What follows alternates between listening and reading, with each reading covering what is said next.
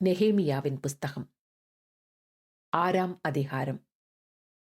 நான் அலங்கத்தை கட்டி முடித்ததையும் இனி அதிலே திறப்பு ஒன்றுமில்லை என்பதையும் சன்பல்லாத்தும் தொபியாவும் அரபியனாகிய கேஷேமும் எங்களுக்குண்டாயிருந்த மற்ற பகைஞரும் கேள்விப்பட்டபோது, நான் வாசல்களுக்கு இன்னும் கதவு போடாதிருக்கையில் சன்பல்லாத்தும் கேஷேமும் ஆள் அனுப்பி, நாம் ஓனோ பள்ளத்தாக்கில் இருக்கிற கிராமங்கள் ஒன்றில் ஒருவரை ஒருவர் கண்டு பேசுவோம் வாரும் என்று கூப்பிட்டார்கள்.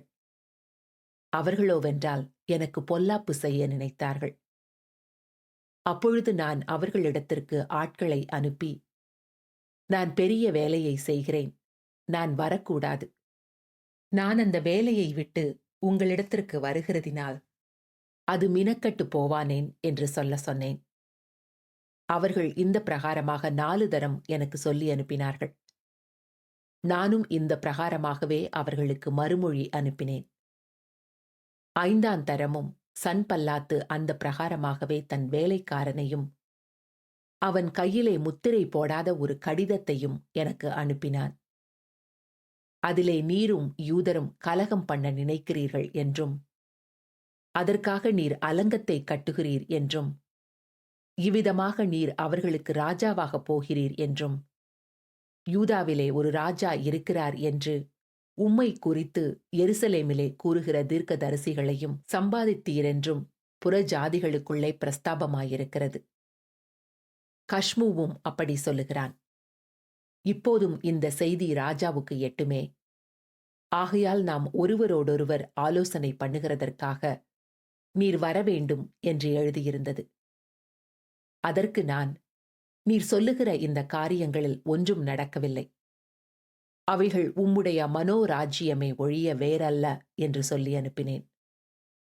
அந்த வேலை நடந்தேறாத படிக்கு எங்கள் கை சலித்துப் போம் என்று சொல்லி அவர்கள் எல்லாரும் எங்களை பயமுறுத்த பார்த்தார்கள். ஆதலால் தேவனே, நீர் என் கைகளை திடப்படுத்தி அருளும்.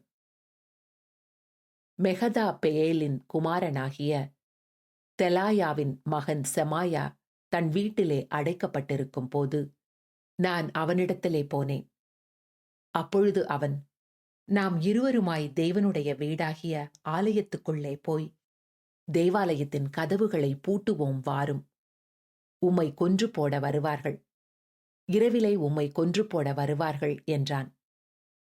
அதற்கு நான், என்னை போன்ற மனிதன் ஓடிப்போவானோ? என்னை போன்றவன் உயிர் பிழைக்கும்படி தேவாலயத்திலே போய் பதுங்குவானோ? நான் போவதில்லை என்றேன்.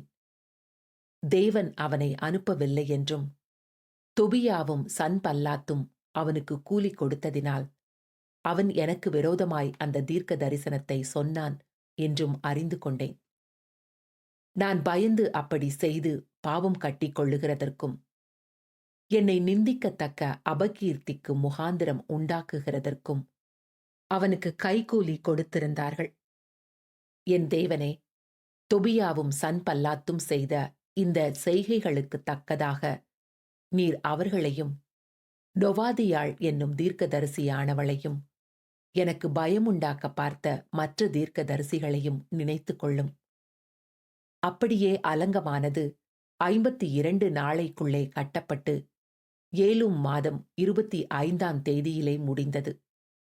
எங்கள் பகைஞர் எல்லாரும் அதை கேட்டபோதும், எங்கள் சுற்றுப்புறத்தாராகிய புற ஜாதியான அனைவரும் கேட்டபோதும் மிகவும் முனையற்று போய் இந்த கிரியை எங்கள் தேவனால் கைகூடி வந்ததென்று அறிந்தார்கள். அந்த நாட்களில் யூதாவில் உள்ள பெரிய மனிதரிடத்திலிருந்து தொபியாவுக்கு போகிறதும் தொபியாவினிடத்திலிருந்து அவர்களுக்கு வருகிறதுமான கடிதங்கள் அநேகமாயிருந்தது. அவன் ஆராகின் குமாரனாகிய செகனியாவுக்கு மருமகனாயிருந்ததும் அல்லாமல், அவன் குமாரனாகிய யோகனான் பெரகியாவின் குமாரனாகிய மெசுல்லாமின் குமாரத்தியை விவாகம் பண்ணியிருந்தபடியாலும் யூதாவில் அநேகர் அவனுக்கு ஆணையிட்டு கொடுத்திருந்தார்கள். அவன் செய்யும் நன்மைகளையும் அவர்கள் எனக்கு முன்பாக விவரித்து என் வார்த்தைகளை அவனுக்கு கொண்டு போவார்கள். தொபியா எனக்கு பயமுண்டாக கடிதங்களை அனுப்புவான்.